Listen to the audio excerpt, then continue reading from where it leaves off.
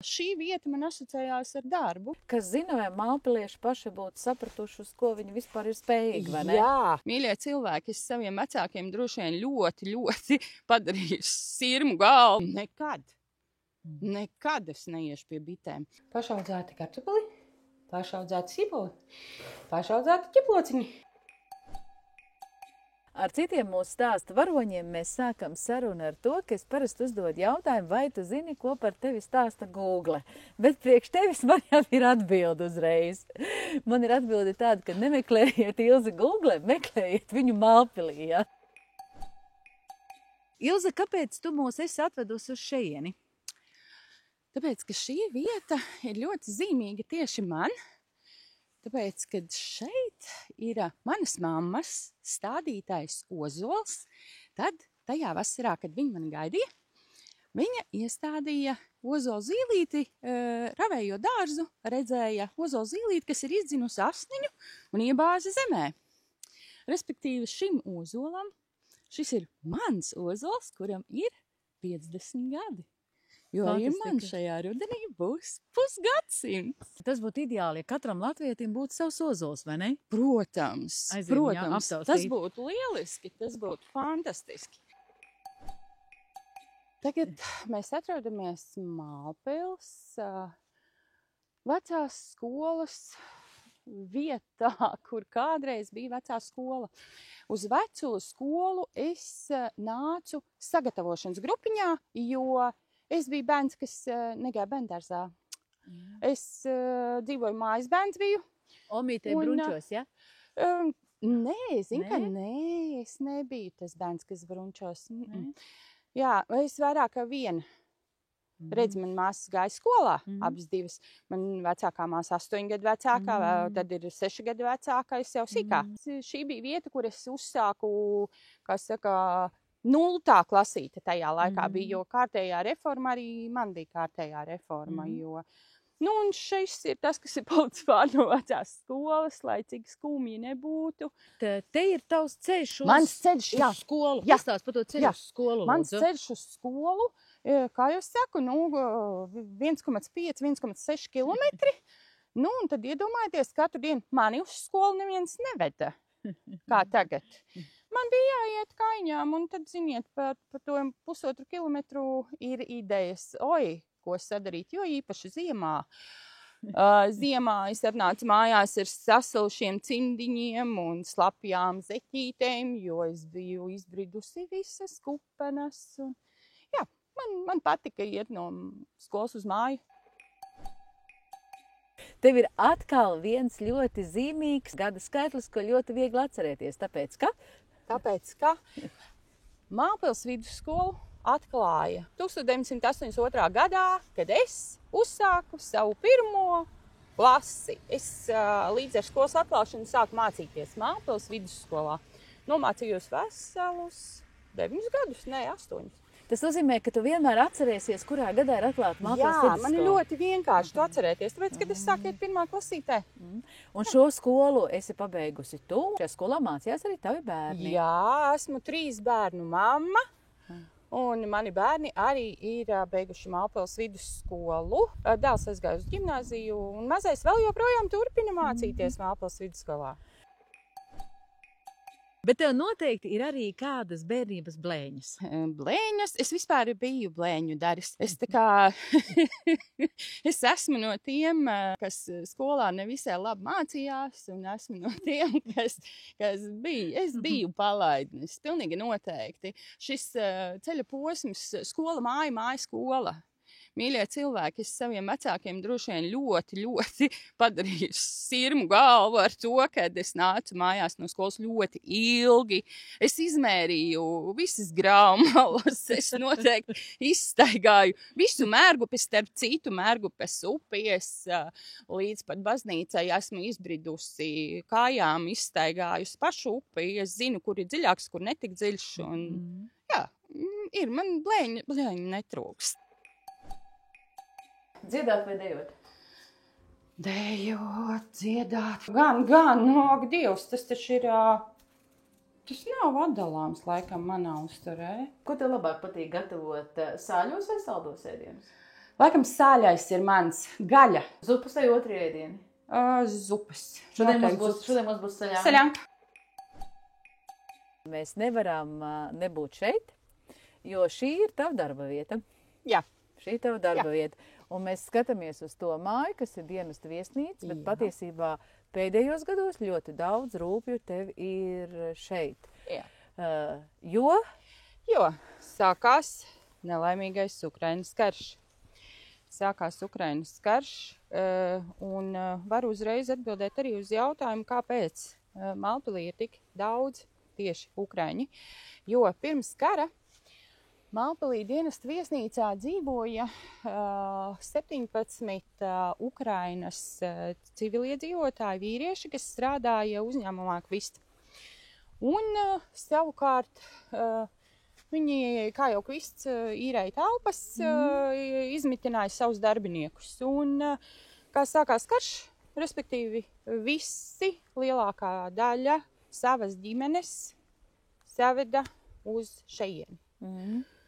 Dotajā brīdī ir 82 personas pie manis tīri Ukrainas civiliedzīvotāji bēgļi. Bet lielākais skaits, kas ir izgājis, varētu teikt, caur tavām rokām šo 3 gadu laikā? 280 personas dažādas esmu uzklausījusi, saņēmusi, pieņēmusi. Laikam, atmiņās negribētos diži iedziļināties, jo tas 22. gada 1. marts bija pirmais cilvēks, kas man iebrauca, bija sieviete ar mammu un 3 bērniem invalīdiem.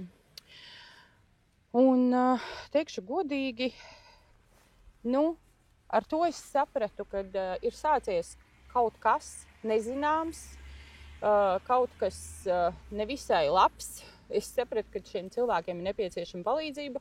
Un tajā brīdī, kad Jaroslavs man piezvanīja un teica, Ilze, cik mēs esam gatavi uzņemt, cik tu varēsi paņemt pretī, es īsti nezināju atbildi. Es teicu, brauc, redzēs.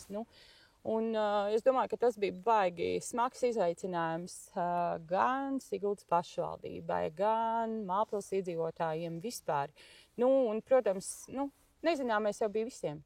Visiem, 100% visiem. Mēs jau nezinājām, cik ilgi tas būs. 1, 2 mēnesi, gadu, redz kā, 3 gadi. Jā, bet tas, ko man noteikti gribās šeit pateikt, ka tā viena no niansēm, ko tu jau teici, labi, valsts ugunsdzēsības dienas, glābšanas dienas, bet mums jau nāca nekontrolētā plūsma. Mums nāca iekšā nekontrolēti tā plūsma. Es jums godīgi pateikšu, no marta līdz jūnija mēnesim, viena diena man arī nebija tāda, kad es varēju atslēgties no šī te. Es biju iekšā 24/7 nepārtraukti. Es biju uz telefona, es gaidīju cilvēkus, es sagaidīju cilvēkus, es, kā saka, meklēju visādas iespējas un, protams, ak, Dievs, kas viens jau nav karotājs, mālpilieši, šie cilvēki, cik es šajā laikā iepazinu jaukus, fantastiskus. Mēs tiešām dzīvojam vietā, kur ir ļoti atsaucīgi cilvēki. Fantastiski cilvēki. Jā, man liekas, redz, te sanāk paradoks. Žēl, ka tā notika, bet no otras puses, ja nebūtu visa šī te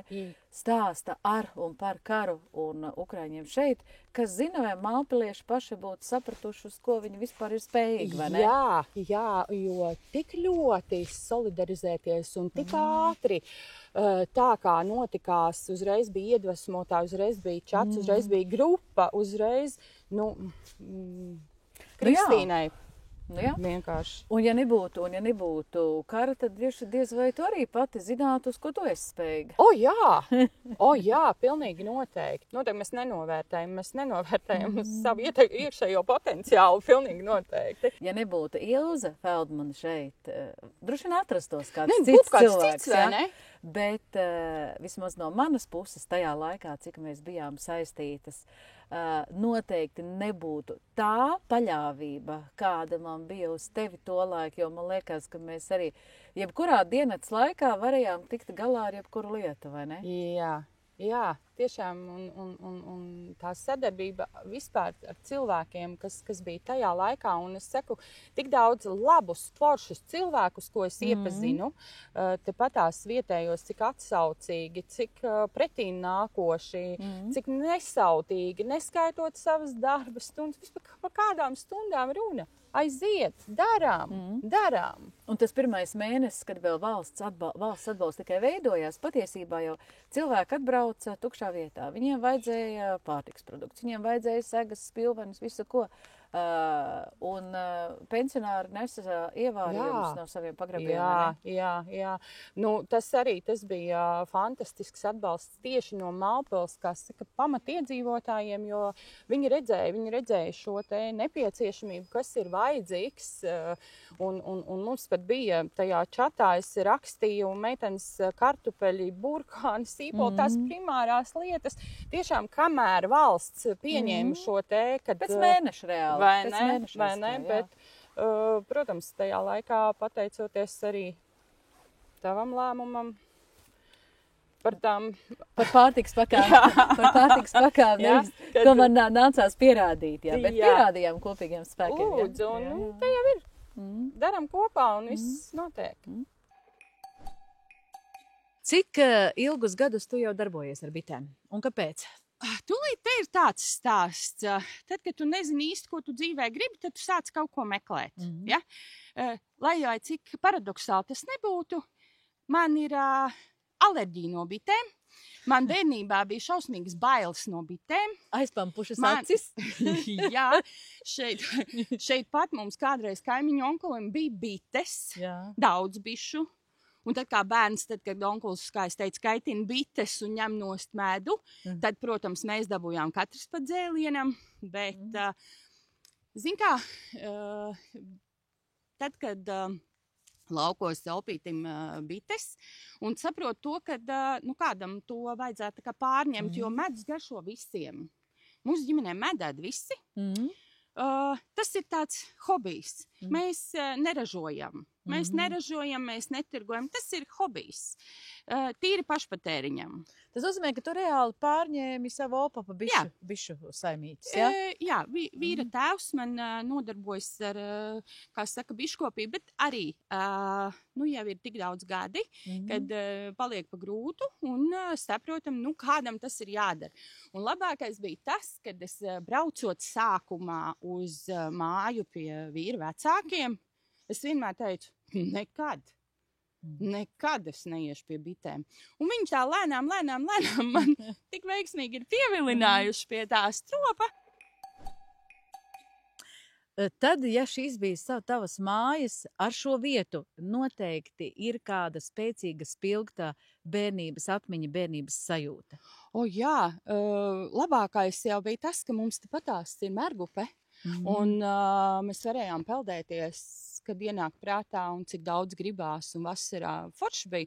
Un mums bija tāds garas kartupeļu, biešu, vagas.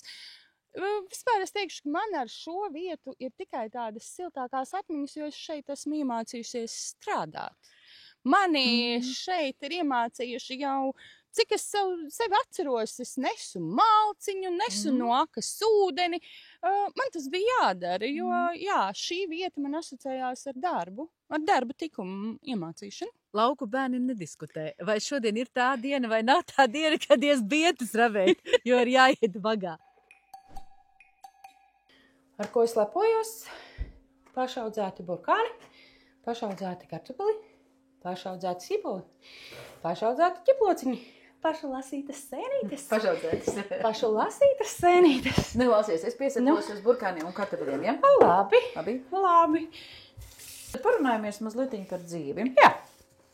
Jautājums, ko tu nekad savā dzīvē nedarītu? Kā man, es mīlu to vārdu nekad. Es noteikti negribētu pazaudēt sevi. Viennozīmīgi, es domāju, tas ir ļoti būtiski. Mana galvenā rakstura īpašība noteikti ir cilvēcība. Šī ir lieta, ko es noteikti negribētu vispār, ka cilvēki pazaudēs savu cilvēcisko attieksmi vispār pret dzīvi kā tādu. Tu ir vēl cilvēcīgi? Jā, lūdzu. Cilvēcīgi šo te cilvēcību nepazaudēt. Par cilvēcību runājot, vēlreiz varētu izstāstīt vienu lietu no sērijas, kā būtu, ja nebūtu. Kas zini, ja nebūtu Ilzes Feldmanas, vai man būtu Mīvādīša, mana zelta ziltiņa? Droši vien, ka nē. Un labākais jau ir tas, kad, kāpēc man radās nevis par tavu, teiksim, atmiņu, jo citiem asociējās zelta ziltiņa ar to īsu atmiņu. Nebūtu, nē. Man tu asociējies vairāk ar to, ka tās vēlēšanās piepildīšana, jo tādas mazās, sīkās lietas, tu man palīdzēji darbā ļoti, ļoti ātri sakārtot, kur man likās, ka, ak, Dievs, zeme paveries, kā lai to tagad dabū gatavu, kā lai tiem ukraiņiem ar to pārtiku, ko lai tagad dara. Tad tas ir tāds hops, un tik vienkārši, un tik viegli, tik organiski, viss salikās. Jā, un tāpēc man nestāda zelta ziltiņa. Kā es saku, es neesmu zelta ziltiņa, bet reizēm man izdodās. Man jāpasaka vēl viena lieta, kā būtu, ja nebūtu. Ja nebūtu Ilze, tad nebūtu cilvēks, kuram var vienkārši piezvanīt tāpat, kurš man piezvana vienkārši tāpat. Un cilvēks, jā, kuram ir savs pipariņš un savs asumiņš, bet tas tāpat kā zupai vajag mazliet garšvielas. Ir labi, ka tu esi, un ir labi, ka kāds kādreiz pasaka, ak, tā mana zelta ziltiņa.